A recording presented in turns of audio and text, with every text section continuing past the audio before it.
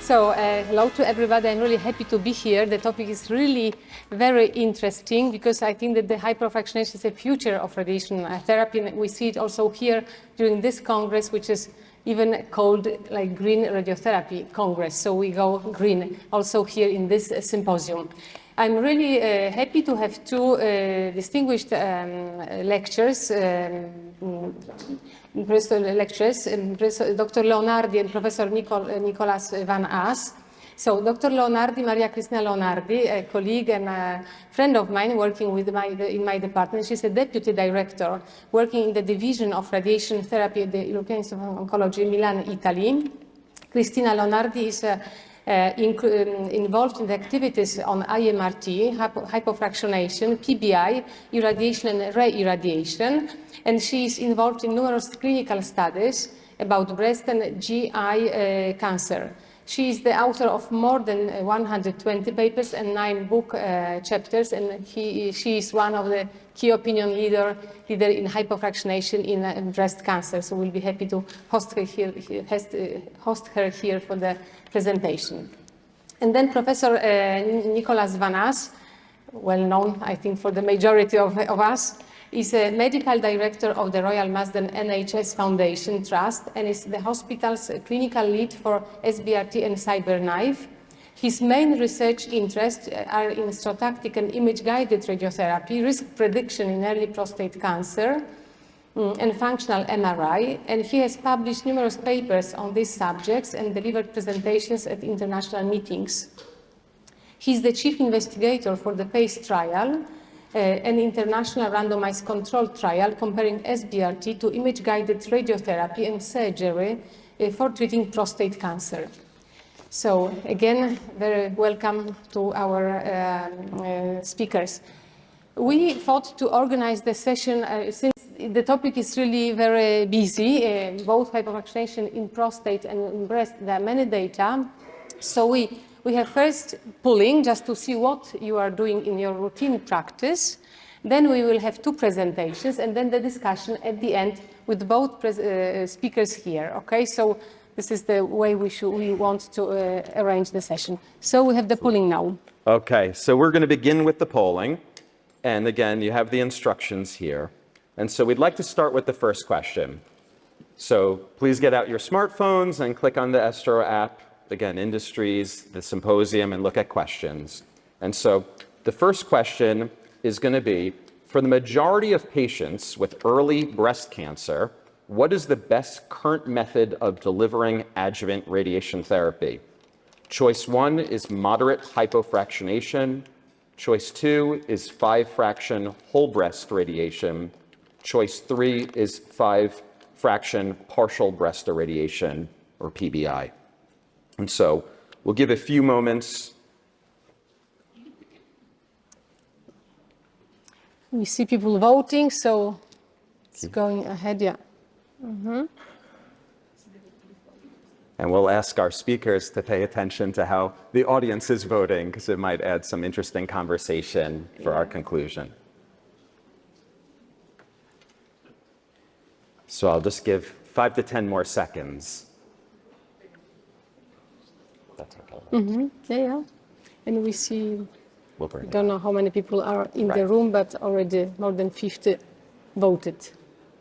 So lots of votes coming in, and we'll display the results just so you could see also.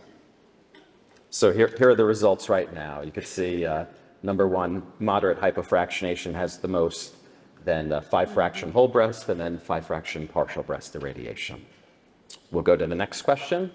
For the previous question, in 3 to 5 years, and based on extrapolating from the current data that exists, what do you predict your likely preferred regimen will be? So same question as the first, except projecting into the future 3 to 5 years and extrapolating on the data that we currently have. So will your preferred regimen be number 1, moderate hypofractionation, number 2, 5-fraction whole breast radiation, or number 3, 5-fraction partial breast irradiation?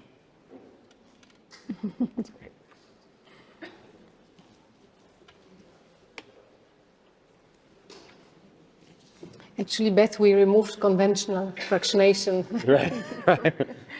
Yeah, it's only That's great. no conventional. Okay, so we're gonna, I think we have enough of a signal here to show the trend. And so clearly we have 5 fractions. trend moving either away. whole breast or PVI. Right. But 5 only. So very interesting. Here's question number 3. What is the main obstacle towards performing partial breast irradiation for early stage breast cancer in the majority of patients? So number 1, limited evidence, so only for lower risk patients. Number 2, reimbursement. Or number 3, difficulty with follow-up. So if the patient had previous irradiation dealing with a failure. So very interested in your thoughts on this. Mm-hmm.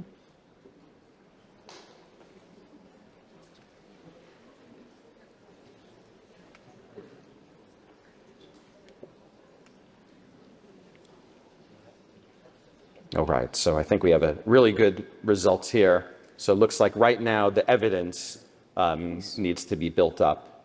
And it's only, we have it only for lower risk patients, so it's maybe the only scenario when you can use it. Excellent. Okay, very informative. So question 4, I prescribe, I being you in the audience, I prescribe SBRT, so ultra or extreme hypofractionation, for treating prostate cancer in my practice. So we'd like to characterize what your prostate cancer treatment is, and specifically if you currently are prescribing ultra or extreme hypofractionation. You guys are very quick with the votes. This is fantastic. So They know what they do. here we go. So we're about 50-50%. So half of the audience is performing it, and the other half might think differently after Professor Van Oss speaks. Maybe they will change their mind. And here's another question on that topic.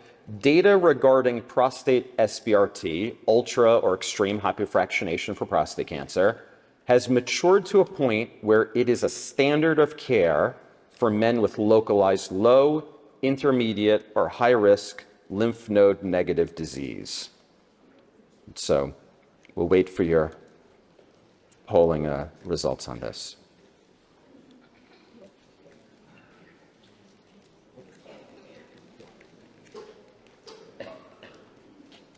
All right, and we'll show the answer here.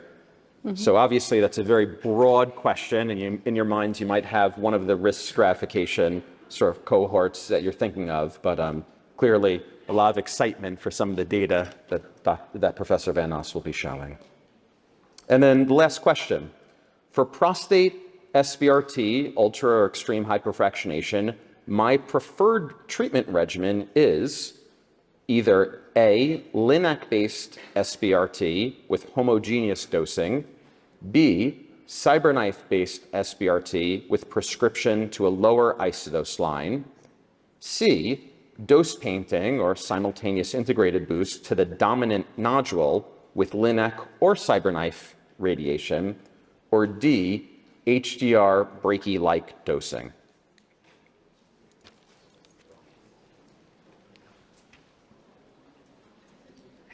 This is a more technical one, and Yes. maybe people, they don't do it, they don't answer, we'll see, but still a lot of answers. So this is great. A lot of people are voting. So we have a really nice spread of answers, and we could get a good sense. It seems to be a lot of heterogeneity in how folks are treating prostate cancer. So this was wonderful. So this was really interesting, and I hope that our speakers will discuss a little bit this results during their presentation, and then we'll have 10 minutes at the end, I hope, for a nice discussion.